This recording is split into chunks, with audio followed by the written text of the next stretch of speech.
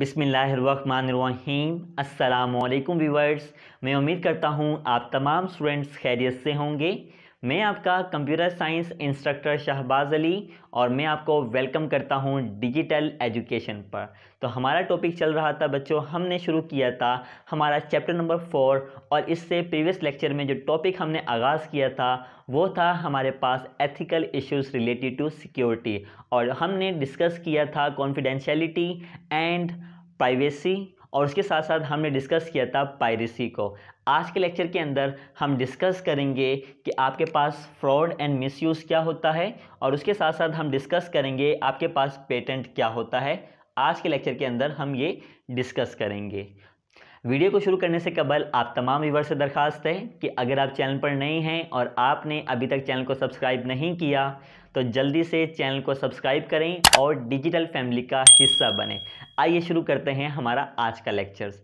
जैसा कि ethical issues के बारे में मैंने आपको बताया था कि आपके पास क्या होता है कि कोई भी सिक्योरिटी सिस्टम होता है वो आपके पास बेस करता है एथिकल प्रिंसिपल्स के ऊपर, यानी कुछ आपकी इखलाकी जिम्मेदारी होती है किसी भी सिस्टम को महफूज बनाने के लिए।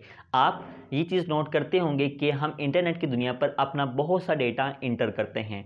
अब हम क्या करें, अपने डेटा को कैसे महफूज बनाया जा सकता है या कौन कौन से इश्यूज़ हैं जो हमारे डेटा को लाहक हो सकते हैं, वो तमाम इश्यूज़ हम डिस्कस कर रहे हैं अपने लेक्चर्स के अंदर। हमारा ये लेक्चर्स भी उसी हवाले से होगा और जो हमारा अपकमिंग लेक्चर्स होगा उसमें हम रिमेनिंग एथिकल इश्यूज़ भी डिस्कस करेंगे।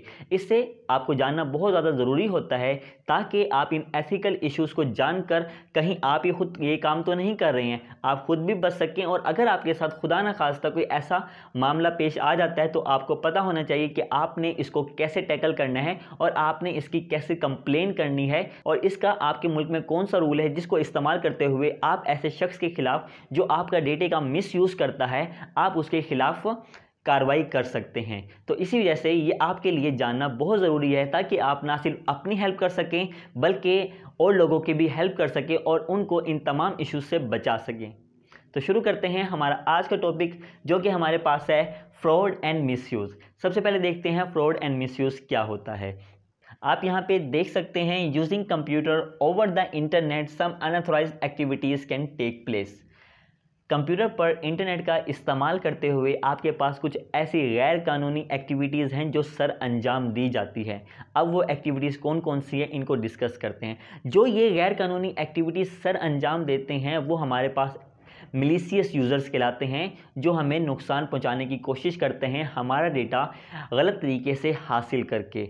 जैसे कि डेली लाइफ में भी ऐसा होता है कि आपके पास डेली लाइफ में भी अच्छे और बुरे दोनों लोग होते हैं और वो अच्छे या बुरे काम करते हैं। सेम ऐसे ही इंटरनेट की दुनिया में, कंप्यूटर की दुनिया के अंदर भी ऐसे ही होता है। आपके पास अच्छे लोग भी होते हैं और आपके पास बुरे लोग भी होते हैं। जो बुरे लोग होते हैं वो आपके डेटा का क्या करते हैं, मिसयूज़ करते हैं और आपको नुकसान पहुंचाते हैं। हमने प्रीवियस लेक्चर में डिटेल में डिस्कस भी किया था कि वो नुकसान पहुंचाते हैं और कैसे पहुंचाते हैं ये भी डिस्कस किया था, और मज़ीद फर्दर इसको आज भी डिस्कस करेंगे। और अगर हम अपनी बात करें तो हम क्या करते हैं, कंप्यूटर का यूज़ करते हैं ताकि हम अपने प्रॉब्लम्स को सोल्व कर सकें और अपने लिए आसानियां पैदा कर सकें। अपनी कॉम्प्लेक्स प्रॉब्लम को कंप्यूटर का यूज़ करते हुए आसानी के साथ और बेहतर अंदाज में उसको हल कर सकें। अब जिस तरह मैंने आपको बताया कि नेट का कंप्यूटर पर इस्तेमाल करके कुछ अनऑथराइज्ड एक्टिविटीज़ यानी गैर कानूनी आपके पास सरगर्मियां हैं जो सर अंजाम दी जाती हैं, वो कौन कौन सी हैं ये देखें। Some of these includes theft of money by electronic means, यानी कंप्यूटर का और इंटरनेट का इस्तेमाल करते हुए आपकी दौलत, आपका जो माल है उसको चोरी करना, आपके पैसे चोरी करना। आप यहाँ पे दूसरा देख सकते हैं थेफ्ट ऑफ सर्विसेज, आपकी खिदमत, आपकी सर्विसेज को चोरी करना। और यहाँ पे आप मज़ीद देख सकते हैं and theft of the valuable data, और आपका कीमती डेटा, आपका उस डेटा को चोरी करना, ये भी हमारे पास फ्रॉड एंड मिसयूज़ के अंदर शामिल होता है। आइए इन तीनों चीज़ों को वन बाय वन डिटेल में डिस्कस करते हैं, जिसमें हमारे पास क्या आ गया है, थेफ्ट ऑफ मनी आ गया है, सर्विसेज आ गया है और आपके पास वैल्यूएबल डेटा आ गया है। आपने अमूमन ऐसे नोट किया होगा अगर आप कंप्यूटर का इस्तेमाल करते हैं कि आपके पास क्या कहता है, एक मेल आपको भेजी जाती है, एक ईमेल आप रिसीव करते हैं और उस ईमेल के अंदर आपके पास एक लिंक दिया होता है और आपसे कहा जाता है कि इस लिंक पर क्लिक करके आप अपना यूज़र नेम और पासवर्ड तब्दील करें। और जैसे ही आप उस लिंक पर क्लिक करते हैं तो आपके सामने क्या होता है, एक नया वेब पेज ओपन हो जाता है। वो वेब पेज आपसे यूज़र नेम और पासवर्ड की दरख्वास्त करता करता है। अब जब अपना यूज़र नेम और पासवर्ड जब आप इंटर करते हैं अपने अकाउंट को सेव करने के लिए, आप तो अपने अकाउंट को बचा रहे हैं ना, यानी अपना यूज़र नेम और पासवर्ड चेंज कर रहे हैं, लेकिन दर हकीकत क्या हो रहा है, अगर आप इन पासवर्ड और आपका यूज़र नेम इंटर करते हैं तो दर हकीकत आपका जो डेटा है, आपका जो अकाउंट है, वो क्या हो गया है, वो चोरी हो गया है, वो किसी और के पास चला गया है, यानी वो ऐसे सारिफ के पास चला गया है जो आपको नुकसान पहुँचाना चाहता था। तो इसको बोलते हैं वैल्यूएबल डेटा हमारा इस तरह चोरी होता है। अब जो आपने यूज़र नेम और पासवर्ड इंटर किया है वो हो सकता है आपकी जीमेल आईडी का हो, वो हो सकता है आपके शॉपिंग यानी क्रेडिट कार्ड का हो, और इसके अलावा वो कोई और डेटा भी या आपकी सोशल आईडी का वो डेटा हो सकता है जो आपने यूज़र नेम और पासवर्ड के अंदर इंटर किया।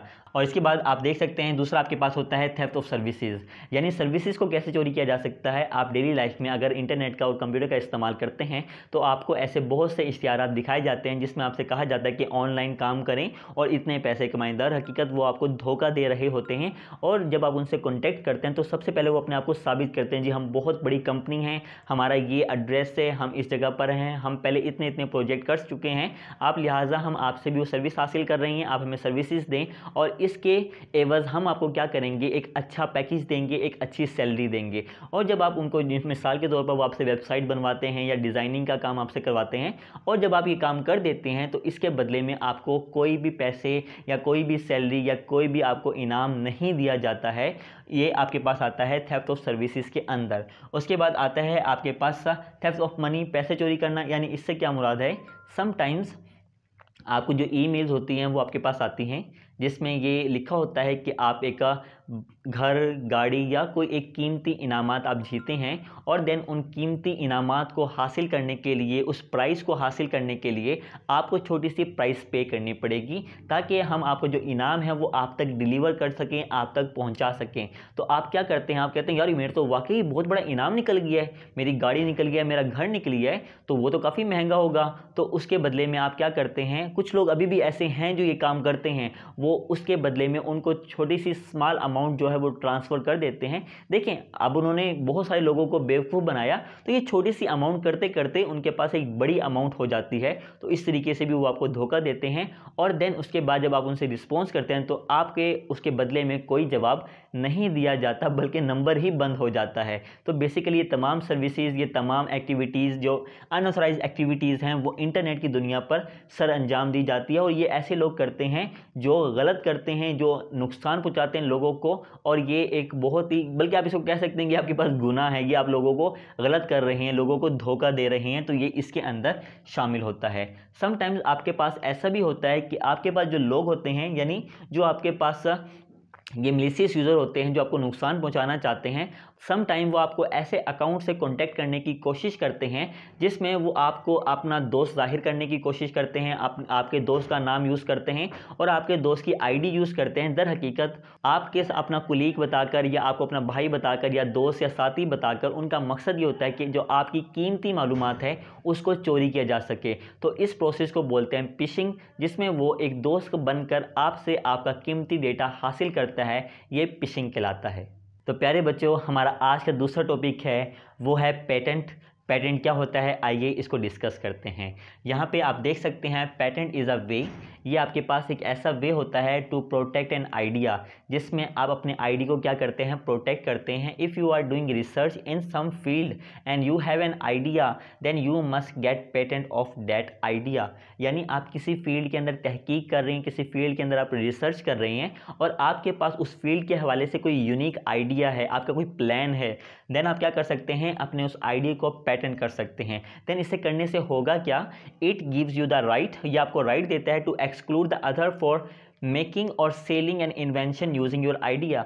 यानी कोई भी शख्स या कोई भी ऑर्गेनाइजेशन अगर आपके आइडिया का इस्तेमाल करते हुए वो कोई भी चीज़ ईजाद करता है या फिर ईजाद करने के बाद उसको सेल करता है, देन उसको आपसे परमिशन लेनी पड़ेगी, अदरवाइज वो ऐसा काम नहीं करता। तो पेटेंट का मतलब यही होता है कि आपके पास किसी फील्ड के हवाले से कोई रिसर्च कर रहे हैं और उसके हवाले से आपके पास कोई आइडिया है, तो अपने आइडिया को पेटेंट करवाना मतलब कोई भी शख्स आपके आइडिया का यूज़ करते हुए ना तो कोई चीज़ ईजाद कर सकता है और ना ही इसको बेच सकता है। ये आपके पास पेटेंट का फ़ायदा होता है, ये आपको ये राइट देता है। आप इसको ऐसे समझें, मिसाल के तौर पर कि अगर कोई शख्स मेडिकल फील्ड के अंदर रिसर्च कर रहा है और उसके पास किसी स्पेसिफिक डिसीज़ का इलाज है। इलाज की मुराद क्या है? उसके पास एक आइडिया है जिससे उस स्पेसिफिक डिसीज़ का इलाज किया जा सकता है। तो अब उसके आइडिया को यूज़ करते हुए जो फार्मास्यूटिकल कंपनीज़ होती हैं, यानी जो दवाइयों की कंपनी होती है, फार्मेसी की कंपनी होती है, वो उन आइडिया का इस्तेमाल करते हुए उस मेडिसिन को तैयार करती है, उस मेडिसिन को तैयार कर सकती है। देन वो तैयार करती है तो बेसिकली उसको उस जिसका वो आइडिया यूज़ करते हुए मेडिसिन बना रही हैं उस शख्स से परमिशन लेनी चाहिए, बल्कि ना सिर्फ परमिशन लेनी चाहिए बल्कि उसको भी एक रकम भेजनी चाहिए, क्योंकि उसका आइडिया का इस्तेमाल करते हुए किसी खास डिसीज़ की क्या कर रहे हैं, वो एक दवाई तैयार कर रहे हैं उसके इलाज के लिए। तो इस मकसद के लिए, इस पर्पज़ के लिए आपको क्या करना पड़ता है, अपने आईडी को पेटेंट करना पड़ता है, ताकि जो भी आपका आइडिया यूज़ करे वो आपसे परमिशन ले और इसके साथ साथ वो आपको पे भी करे।